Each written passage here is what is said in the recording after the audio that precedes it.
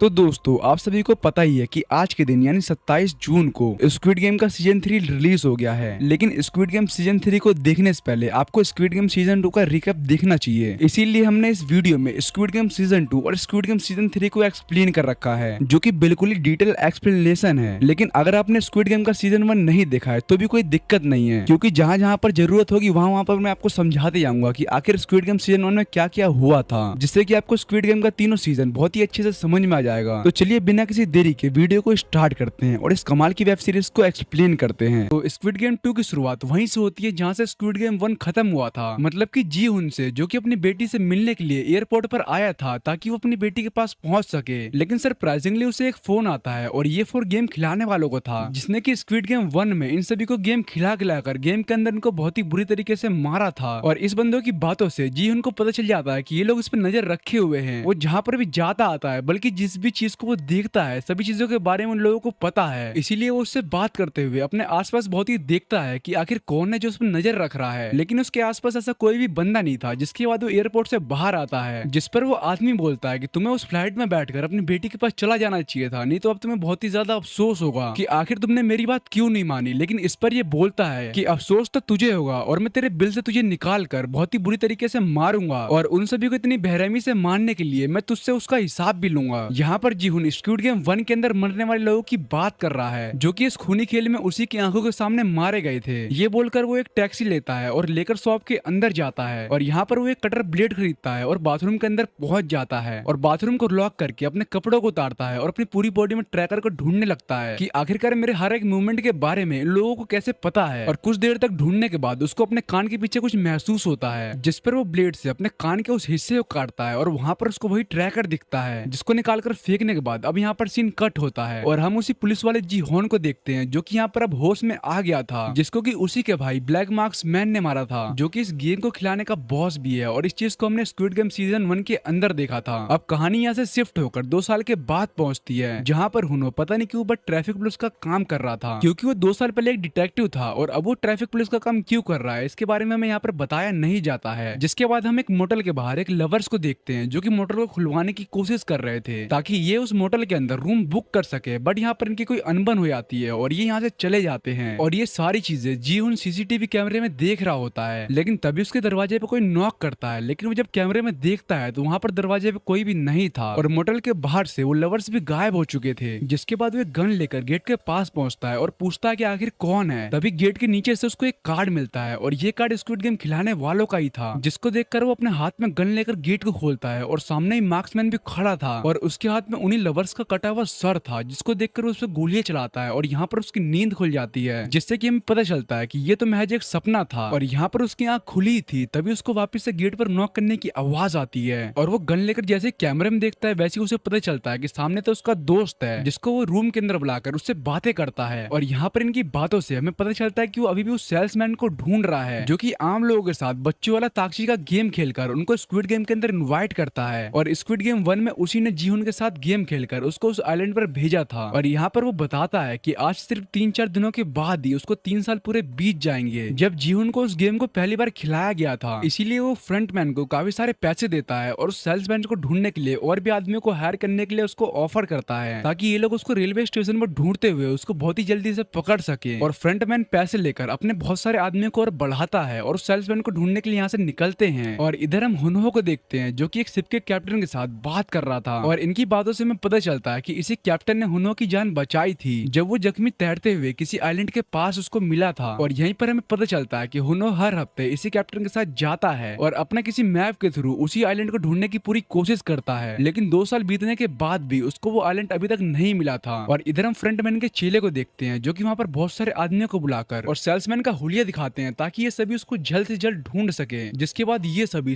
Station के पास पहुंचते हैं और वहाँ पर सभी लोगों से उसके बारे में पूछताछ करने लगते हैं ताकि वो सेल्समैन मतलब ताकची खिलाने वाला बंदा इनको मिल सके। और इधर जीहुन एक मिड एरिया में पहुंचता है ताकि वो किसी भी स्टेशन के पास सबसे पहले पहुंच सके। और सभी लोगों से जांच पड़ताल करते हुए ढूंढते हुए 2 दिन और बीत जाते हैं और अब बॉस और चेला एक प्लेटफॉर्म पर बैठकर कुछ खा रहे होते हैं। इतने में उसको एक आदमी दिखता है, जो कि किसी गरीब के साथ ताकची खेल रहा था, जिसको देखकर इसको कंफर्म हो जाता है कि ये वही आदमी है। ये लोग जल्दी से जीवन को उसके बारे में बताते हैं और उस आदमी का पीछा करने लगते हैं और पीछा करते हुए देखते हैं कि ये आदमी एक बेकरी शॉप पर पहुंचा हुआ था और यहाँ से बहुत सारे बंद खरीदता है। फिर एक लॉटरी की दुकान में पहुंचकर वहाँ से कई सारे लॉटरी की टिकटों को एक बार में खरीद लेता है और इन सारी चीजों को लेकर वो एक पार्क के अंदर पहुंचता है और यहाँ पर सभी गरीबों को ऑफर देता है या तो एक लॉटरी की टिकट या फिर एक बंद का पैकेट, जिसको देखकर सभी लोग बारी बारी से अपनी किस्मत को आजमाने के लिए उससे लॉटरी की टिकटों को लेने लगते हैं और एक के बाद एक सभी लोग टिकट को स्क्रैच करते हैं। लेकिन इन लोगों में से किसी का भी एक बार भी 777 नहीं आता है, जिसके मतलब कि ये सभी अपने किस्मत में फेल हो चुके हैं। इसके बाद ये सेल्समैन सभी बंद को लेकर पार्क के बीच में पहुंचता है जहाँ पर सभी लोग उसको देख रहे थे और यहाँ पर वो बंद को जमीन पर फेंक कर सभी को कुचलने लगता है ताकि वो सभी खराब हो जाएं। और ये देखकर यहाँ पर सभी गरीब बहुत ही ज्यादा हैरान थे और कुछ लोगों को तो लग रहा था कि ये पागल हो चुका है। जिसके बाद ये वहाँ से निकलने लगता है और जीवन का आदमी इसका पीछा करते हुए जीवन को फोन करता है और यहाँ पर जल्द से जल्द पहुंचने के लिए बोलता है, जिसमें कि जीवन अपने गाड़ी को बहुत ही ज्यादा स्पीड में बढ़ाकर यहाँ पर आने की कोशिश कर रहा होता है। बट ओवर स्पीडिंग की वजह से पुलिस वाले उसको रोक लेते हैं और उसका चालान करने लगते हैं और हम देखते हैं कि जो पुलिस वाला उसका चालान कर रहा है वो तो हुनहो है। लेकिन जीवन चालान की रिसिप्ट मिलते ही वहाँ से तेजी में निकल जाता है, जिस पर कि हुनहो को शक होता है कि उसने उसको कहीं ना कहीं देखा है और इसीलिए उसके लाइसेंस से उसकी पूरी डिटेल निकालता है, जिससे कि हमें पता चलता है कि सीजन 1 में गेम खेलने के दौरान हुनहो ने उसको देखा था जो कि इस मौत के खेल को खेल रहा था और उसके बहुत ही ज्यादा चांसेस हैं कि उसको उस आइलैंड के बारे में सभी चीजें पता होंगी। और यही सोचकर हुनहो वहाँ से निकलता है और हम इधर देखते हैं कि ये लोग सेल्समैन का पीछा कर रहे हैं, जिसमें कि सेल्समैन छोटे छोटे गलियों से होकर कहीं पर जा रहा था, जिससे कि ये दोनों सोचते हैं कि अगर कुछ देर में ये इसको नहीं पकड़ेंगे तो कुछ देर में ये यहाँ से गायब हो जाएगा। जिसके बाद इनको वापस से बहुत ही ज्यादा स्ट्रगल करने के बाद इसको ढूंढना पड़ेगा, इसीलिए ये दोनों इस पर अटैक कर देते हैं। लेकिन ये सेल्समैन तो बहुत ही पावरफुल था, ये इन दोनों को मार मार कर बीट कर देता है। और अब कुछ देर के बाद हम यहाँ पर जीवन को आता हुआ देखते हैं जो कि यहाँ पर अपने आदमियों का चाकू और यहाँ पर बहुत सारे खून को फैला हुआ देखता है और इससे इसको पता चलता है कि यहाँ पर इन लोगों के साथ कुछ ना कुछ तो गलत हुआ ही होगा। तभी हम एक बिल्डिंग के ऊपर सेल्समैन को देखते हैं जो कि जीवन को वहाँ पर देख रहा होता है। सेल्समैन को देखते हैं जिसने इन दोनों को किडनैप कर रखा था और ये दोनों रस्सियों से भी बंधे हुए थे, जिस पर वो बोलता है कि मैं तुम लोगों के साथ एक गेम खेलना चाहता हूँ और इस गेम में तुम दोनों में से सिर्फ एक ही यहाँ पर बचेगा और जिसका लक खराब होगा उसको यहाँ पर अपनी जान देनी पड़ेगी। फिर सेल्समैन इनको एक गेम समझाता है, वो एक गन को उठाकर बोलता है कि मैं इस गन में एक गोली डालूंगा और तुम दोनों को यहाँ पर स्टोन पेपर सीजर खेलना पड़ेगा और जो भी इनमें हारेगा मैं उसके ऊपर एक गोली फायर करूंगा और उसके जीने और मरने के चांस 50-50 रहेंगे। और इसके बाद ये इन दोनों के मुंह के पट्टियों को भी खोल देता है, जिसमें कि बॉस अपने चेले से बोलता है कि मैं तुम्हें अपना छोटा भाई मानता हूँ, इसीलिए मैं चाहता हूँ कि मेरी यहाँ पर मौत हो जाए और तुम जिंदा बच जाओ। और इसीलिए जब सेल्समैन उससे गेम खेलने के लिए बोलता है तो वो हर बार उससे जानबूझकर हार जाता है और आखिरकार 5th टाइम में हारने के बाद उसकी गोली चल जाती है, जिससे कि उसका बॉस मारा जाता है। और ये देखकर उसके चेले मिन्सू को बहुत ही बुरा लगता है और वो पूरी तरीके से टूट जाता है। और अब इसके बाद हम हुनहो को देखते हैं जो कि मिन्सू के बॉस के अड्डे पर पहुंच चुका था। वो दीवार पर चढ़ता है और खिड़की को खोलकर अंदर की तरफ पहुंच जाता है और यहाँ पर ये इनका पूरा सेटअप देखता है, जिससे कि उसने कंफर्म हो जाता है कि इनको उस गेम के बारे में सभी चीजें पता है। इसके बाद हम जीवन को देखते हैं जो कि अपने घर पर पहुंचता है तो सामने वो देखता है कि वहाँ पर सेल्समैन खड़ा है। वो उससे बात करते हुए बोलता है कि मैंने तुम्हारे एक आदमी को जान से मार दिया है और अब तुम्हारी बारी है, लेकिन यहाँ पर मुझको बिल्कुल भी विश्वास नहीं हो रहा है कि तुम उस गेम को आखिरकार कैसे जीत गए। और इस बात पर इनकी यहाँ पर कुछ बहस होती है, जिस पर सेल्समैन बोलता है कि मेरे जेब में मेरे बॉस का एड्रेस है और अब हम दोनों यहाँ पर एक गेम खेलने वाले हैं और अगर इस गेम में मैं जीत गया तो तुम्हारी यहाँ पर मौत हो जाएगी, लेकिन यहाँ पर इस गेम में अगर तुम जीत गए तो मेरे बॉस को तुम्हें पता मिल जाएगा। फिर यहाँ पर वही गेम खेलने वाला था, लेकिन यहाँ पर एक छोटा सा चेंज था। ये गन को टेबल पर घुमाएंगे और गन का मुंह जिसके भी तरफ रहेगा वो अपने सर पर बंदूक रखकर गोली चला देगा और 6 बार में से किसी भी